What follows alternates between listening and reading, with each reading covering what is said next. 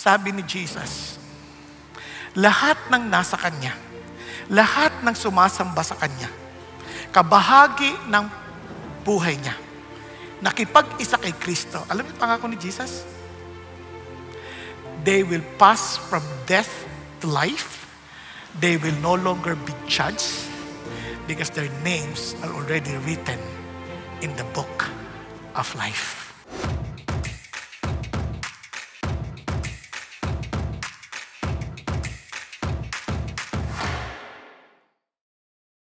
Ngayon po, alam nyo, sa ating pagsamba, sabi nga natin, ito po'y indikasyon na kung tayo po'y kabahagi ng katawan ni Kristo, because we cannot worship God in spirit and in truth because God is a spirit. And sabi nga nun, if we are not alive in the spirit, if the Spirit of Christ is not in us, we are still in the flesh. And if we are still in the flesh, we can never please God. Kaya nga po, wala hong worship na wala ho si Jesus sa buhay ho natin.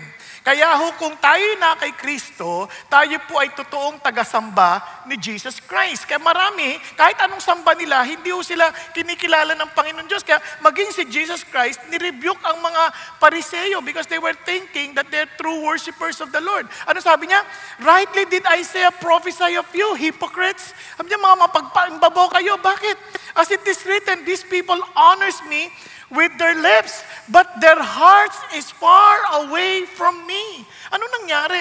Because they were attacking Jesus and they rejected Jesus without even realizing that everything that was taught to them from the Scripture, from the Old Testament, is all about Jesus. Now, ito pa sabi niya, but in vain do they worship me, teaching us doctrines and precepts of men. Yung kanila pong mga tinuturo ay nakadaan po sa tradisyon ng tao, na mga turo na sila lang nag-imbento at hindi talaga yung galing sa hango sa Panginoon Diyos. Minsan, they would even, yung kumbaga parang ang nangyayari, minsan ganito, minsan mas paniniwalaan nyo pa yung tinuro ko kaysa sa sinasabi ng Bible. Just in case, listen to this, yung sinasabi ko, hindi po ayon sa salita ng Diyos o sa Biblia, ay naku, sumunod kayo sa Biblia, wag sa akin. Naunawaan po natin. Kaya yun din ang sinasabi niya. Sabi niya, teaching as doctrines and precepts of men. Yung tinuro lang ng tao, neglecting the commandment of God. You hold to the tradition of men. Yan ang hamon ho ni Jesus sa kanila. Kaya ho yung pagsamba, it's one way of saying, I am a follower of Jesus. Because Jesus is my God, whom I worship. Siya yung aking sinasamba. Kaya ito po, ano yung worship? Kaya kung hindi mo naranasan si Jesus, it's our proper response who God is. What He has done and what our trust on what He will continue to do. Di ba ang sarap? Kaya during the series, dahil ito na po yung last episode ng ating usapin, but our worship will continue. Ano sinasabi sa atin? True worship, ano sabi? We need to get real. It is recognizing God's presence, responding wholeheartedly, expressing in service, always anchored in truth, and living out in thanksgiving. Then when life doesn't make sense, ano sabi niya? Worship God. Yan ang ating mga napag-aralan sa Psalm 73. Then practice the presence of God. As in Psalm 139, we are to rejoice and we are to request. Rejoicing because God knows us, God is with us, and God made us. At yung request natin for guidance and for protection. Now, hindi lang po yun. We are to bless the Lord always. Inward, upward, outward. And finally, nung nakaraang linggo, we are to because of the greatness of the Lord, worship Him extravagantly. Alam nyo, kaya marami hindi ho natin ma-express yung extravagant worship. Pag sinabi mo extravagant worship, walang pigil. Todo. Walang pigil. Bakit ko sinabi importante yan? Tingnan ho ninyo kung naalala pa ninyo. Because God is great. Great in power, great in grace, great in provision. Pero isang bagay ho, pag tinatanong ko mga tao, why there's some form of restraint in our worship? Because of our culture, because of kung ano-anong dahilan. Tama naman. Ang problema lang, ito ang wala. I will extol you. I will celebrate you. My God, O King. Hanggat si God ay hindi mo Diyos, kahit anong greatness na sinasabi ng tao about Him, walang kwenta yon hanggat hindi siya totoo sa'yo. on a personal level. Kaya ilamin mo, how great is our God depends now on your relationship with God. Kaya nga, if you know your God, and you can honestly say, my God, nako, I will bless. Kaya I will bless your name forever and ever. Every day, I will bless you. I will praise your name forever and ever. Kahit hindi sila kasama, yayayain mo lang sila, but I will bless the Lord. Naunawaan po, that today, we will focus on live a life of worship. Kasi sabi nga natin, tapos na tayo sa aralin based on the studies of different Psalms that we selected. Pero dito naman, ang ibig sabihin yung buhay natin is a life of worship. And napaka-importante yan, mamaya ipapaliwanag ko sa inyo bakit. Kasi pero itong buhay natin, dapat ay ito'y ating pagsamba. Tingnan nyo naman, if we are living in a life of worship, ano kayang klaseng buhay meron tayo? Wow, it is a life with joy, expressed in singing. It is a life as in always, kumbaga overflowing, na parang desire mo, i-proclaim ito to everybody. It's worship with giving. Parang hindi ka natatakot to let go. Kasi nga, alam mo, your God is greater. And your worship is always anticipating, always waiting, excited for the coming of your God, the coming of the one you worship. Di ba? Seeing Him face to face. Di ba? May ganung anticipation. So, para lalo natin maintindihan, let's start with this. Worship is singing.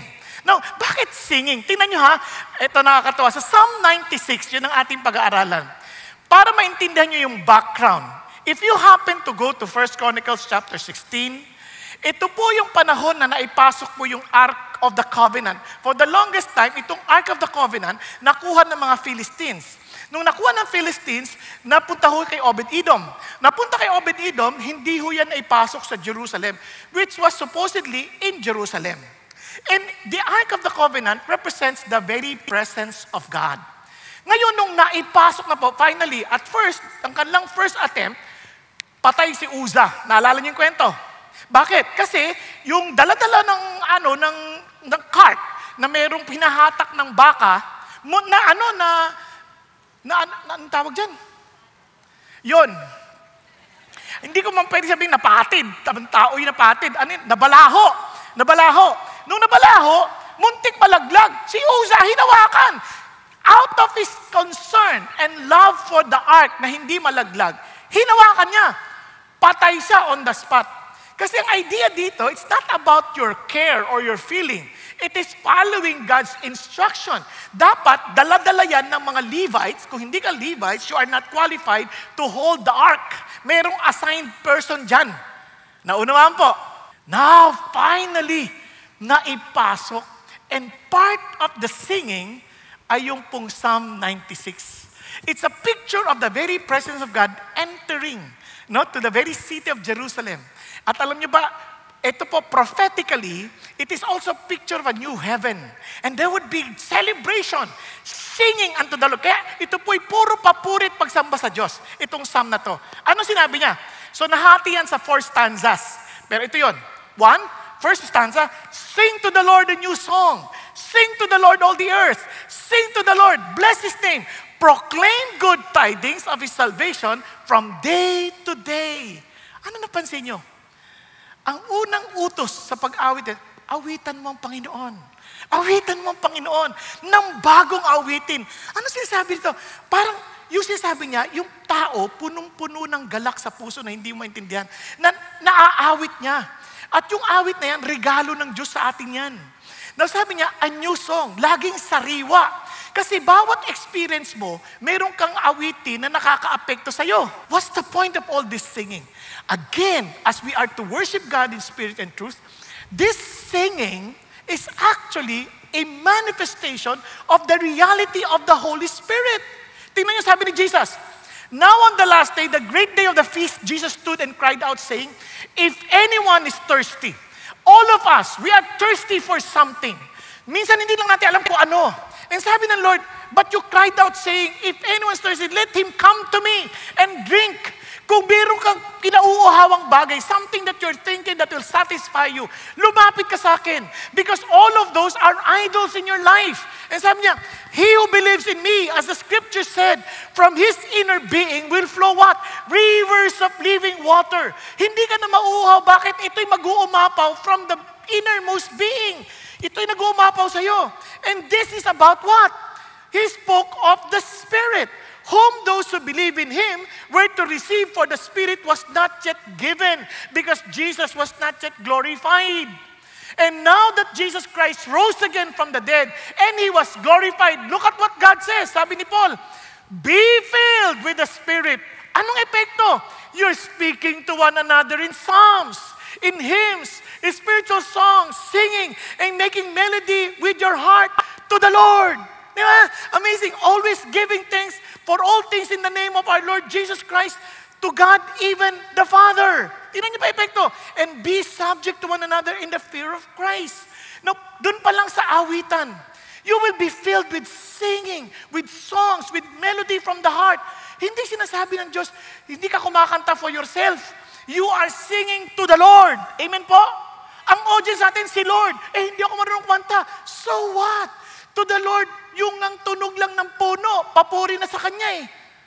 Yung pang boses natin, di ba? Boses palaka. Yung palaka nga, pagsamba sa Diyos eh. Di okay lang kayo, pantay lang? Nakukuha niyo ibig sabihin? Walang pinagkaiba.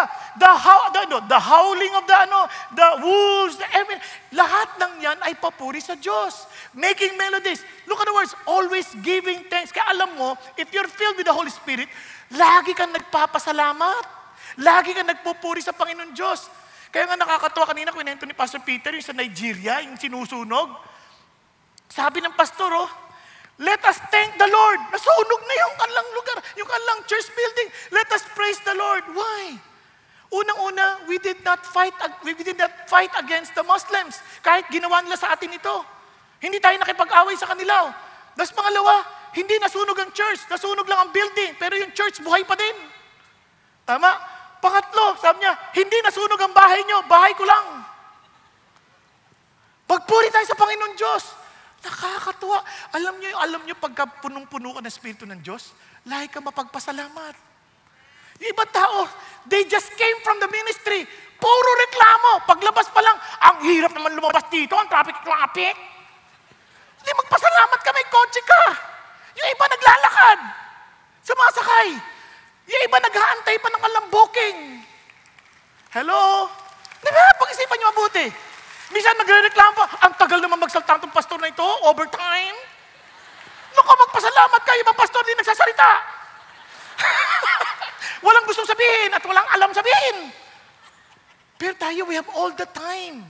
We are praising and worshiping the Lord. You know you're filled with the Spirit because you're filled with thanksgiving, full of songs. And look at the words, be subject to one another. Kawawa, ibang praise and worship team. Hindi dito sa service na to. Kawawa, let us praise the Lord. Raise your hands. Come on, let's dance to God. Labanan na nila lahat. That's yung congregation. Walang submission in the fear of Christ. Pag-isipan niyo mabuti. Pipilitin pa, come on. Let's sing to the Lord. Clap your hands, man. Tapos sabi, amen. Amen. Kawawa. Hindi dito Sa 6 o'clock. Mamaya 3 naman. Ano ibig sabihin? Doon pa lang alam mo, it's a manifestation of the reality of the Spirit of God. Sobrang blessed tayo. Binigyan tayo ng music ng Diyos. Bakit? Anong meron sa kanta? Sabi ni St. Augustine, I perceive that our minds are more devoutly and earnestly elevated into a flame of piety by the holy words themselves when they are thus sung. Pag kinanta yung words, nagkakaroon ng ibang effect sa atin than when they are not. Ibig sabihin, nagkakaroon ng unity sa mind, nagkakaroon sa body, sa emotions and actions, affected lahat yan because of the declaration of our belief through songs. Amazing. Sobrang blessed tayo kay God. Binigyan niya tayo ng music. Kaya even when si Moses was about to die, ano sabi niya? Behold, you are about to lie down with your fathers. Now therefore write this song for yourselves, and teach it to the sons of Israel. Put it on their lips so that this song may be a witness for me against the sons of Israel. Sinabihan na ng Lord itong mga Israel ito, tatalikod sa akin to. But write a song that they would remember. And napansin niyo si Saul? Naalala niyo si Saul? Pagka ginagambala ng demonyo, tutugtugan ni David nang mapayapa siya. Di ba? Biglang kaya ho, yung iba sa atin, di ba, makakita kayo ng mga parang may sakit na, parang mamamatay na kung ano-ano nangyayari. Pakinggan mo ng worship. And you will see how the Lord will move in their spirit. Are you following? You see, Christian life is full of songs as a manifestation of a spirit-filled life. Naunawaan po. Now, pangalawa, since it's overflowing, worship is proclaiming. Proclaiming what? Sabi niya, sing to the Lord, bless His name. Look at the words. Proclaim good tidings of His salvation from day to day. You see, itong nakalimutan natin marami. Hindi natin inaalala how the Lord saved us.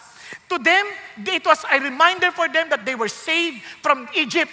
Pero tayo, we are saved where? From hell. And the Lord Jesus Christ had to go down and become human and die on the cross and suffer on the cross for us. And praise God, He rose again from the dead to make sure and to give us assurance, buhay kayo, bayad ko utang ninyo. So, what a salvation that we receive. Paalala mo lagi yun every day of our lives. At dahil doon, sabi niya, you proclaim these good tidings. Ipagsabi mo, kasi hindi mo ito kakayanin. Kaya sabi niya, tell of His glory among the nations, His wonderful deeds among all the peoples. Look at the words. For great is the Lord and greatly to be praised. He is to be feared above all gods. Why? For all the gods of the peoples are idols, but the Lord made the heavens. So, tigil mo tayo sandali doon. Sabi niya, declare the glory of God. Yung word na glory came from the word kabod. Ang ibig sabihin ng kabod, weight, yung bigat. Bigat. Sabi niya, lahat itong word na to, for all the gods of the peoples are idols. Yung word na idols, ang ibig sabihin niyan, elilim. Ang elilim, nothing, useless. Sabi niya, anong pinagkaiba? Yung Diyos natin, Elohim, so powerful, full of splendor and beauty. Gano'n siya ka-powerful? Papakita ko lang sa inyo, gano'n siya ka-powerful. Sabi niya, splendor and majesty before Him, strength and beauty are in His sanctuary. Tell of His glory. Diba? Yung word na glory, sabi ko, is weight. Yung bigat. Sabi ni David Foster Wallace, kung ano, sabi niya, we are all dying to give our lives away to something. Sabi naman ni Bob Dylan, isa ring mga awit, sabi niya, we are all to serve somebody. Nakuha niyo? So ano ibig sabihin yan? Whether you admit it or not, we are willing to die for something to have it. Yun ay ating mga idols. If we love someone and we put our weight on that quote, idols, na walang weight, it will disappoint us eventually. Pero ang totoong pagpapala nasa kamay ng Diyos. Yun may weight. When God says, seek first His kingdom and His righteousness and all these things shall be added. Yun yung glory na sinasabi. Kaya nga, lahat tayo, kung hindi tayo maingat, may kanya-kanya tayong kinilikhang mga Diyos-Diyosan sa buhay natin na they serve us nothing. They will never satisfy us. They will always keep thirsty. Kaya naman si God lamang yung mag-aalis ng uhaw sa atin. He alone is worthy to declare the glory. Kaya gusto natin sabihin sa lahat ng tao to. Kasi lahat ng tao may problema eh. Lahat ng tao mayroong kahungkagan sa loob. There's some form of emptiness inside. And we need an answer. And they're trying to answer that by wealth. Pero ang sa Christianity, they find their identity in their God who is full of glory, full of strength. Kaya wala kang takot. No matter what happens, He is my Lord. Diba? Kaya yun ang malungkot na realidad na nangyari sa maraming tao. Now, look at this. Kaya naman, kapag ikaw ay magpo-proclaim, again, it requires you to be filled with the Spirit. Yung mga alagad, they were persecuted, they were commanded not to speak about Jesus. You know what they did? They gathered the people, they started praising God, and when they had prayed, the place where they had gathered together was shaken, and they were all filled with the Holy Spirit and began to speak the word of God with boldness. Kaya nga, if we are worshiping God in spirit and truth, imposibleng hindi mo iproklama yung kadakilaan, yung bigat ng Diyos. Bakit? Ito nagbigay sa akin ng saysay sa buhay. Tuloy tayo. Ngayon, ano naman tong worship is giving? Alam niyo, sabi tingnan yung word, ascribe to the Lord, O families of the peoples. Ascribe to the Lord glory and strength. Sabi niya, ascribe to the Lord glory of His name. Bring an offering and come into His courts.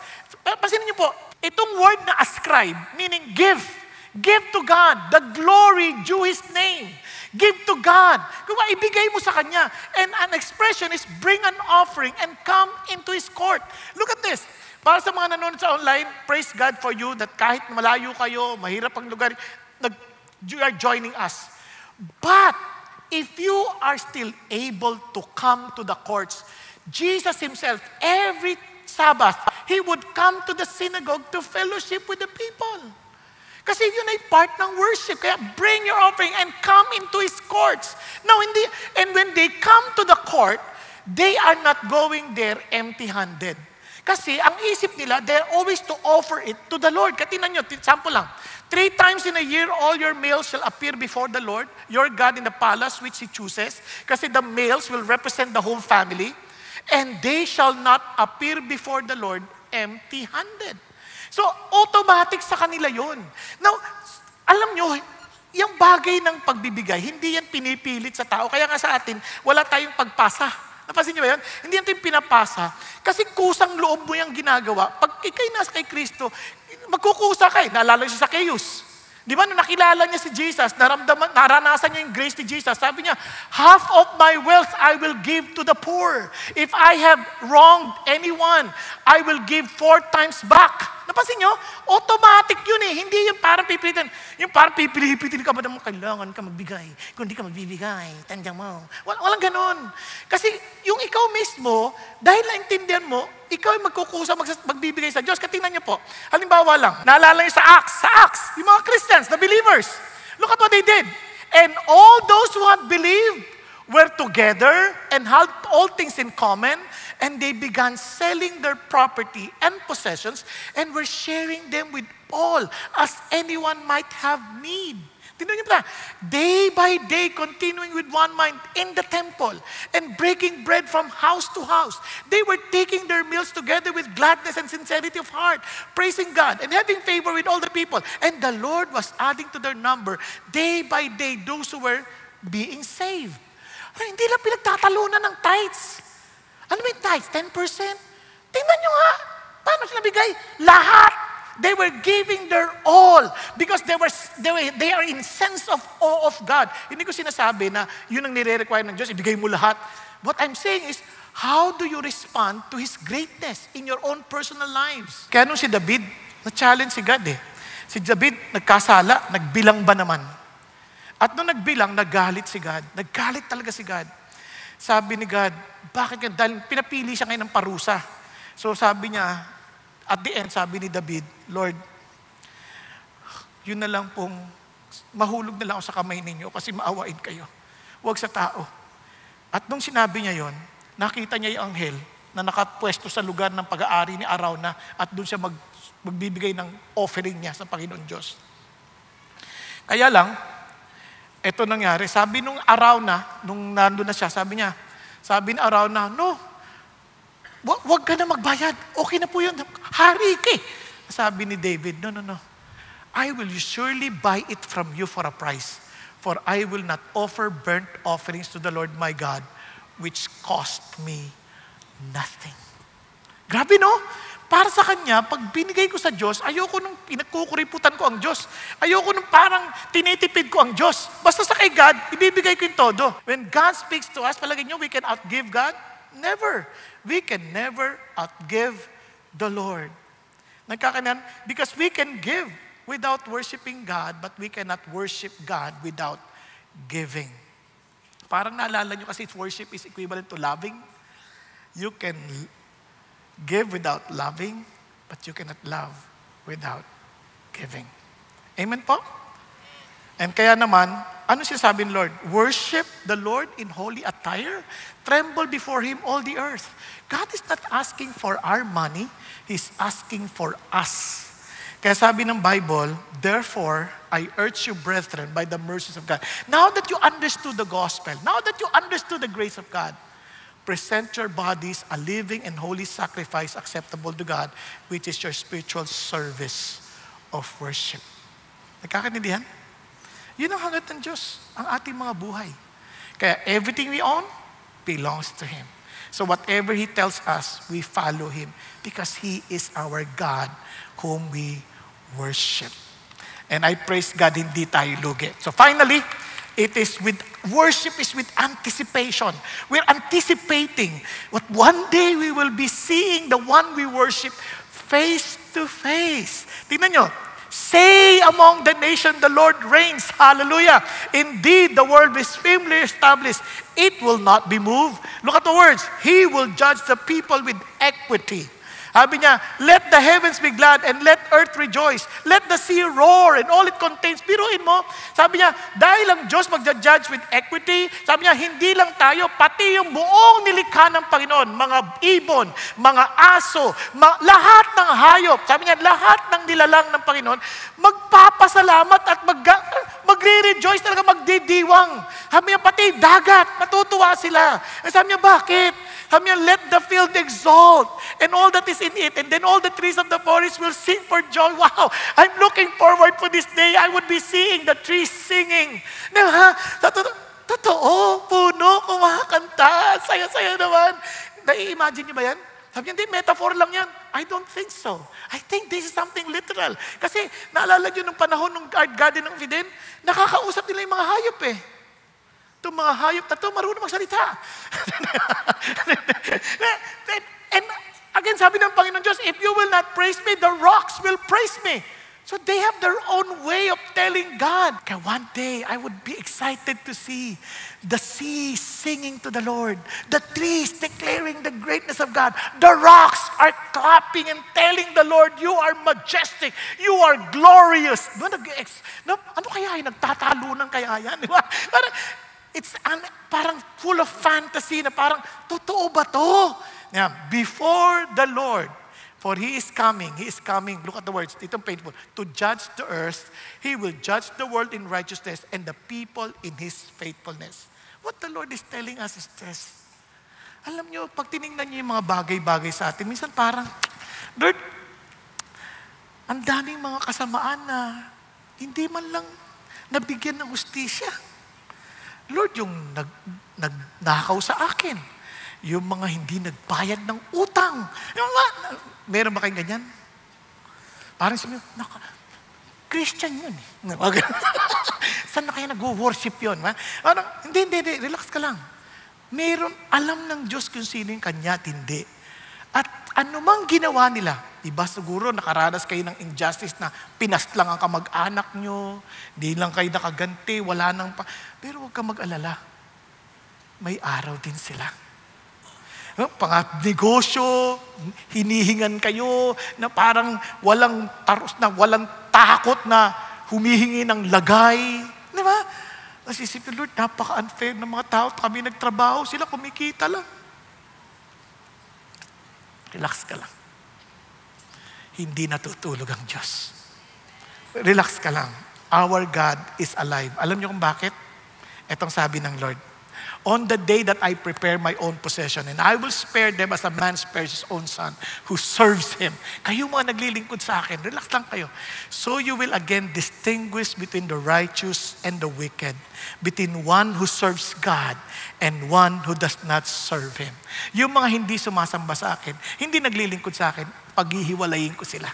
Yung naglilingkod sa akin at hindi, paghihiwalayin ko. And there would be, as in fairness in judgment. Wow! Wow, Lord!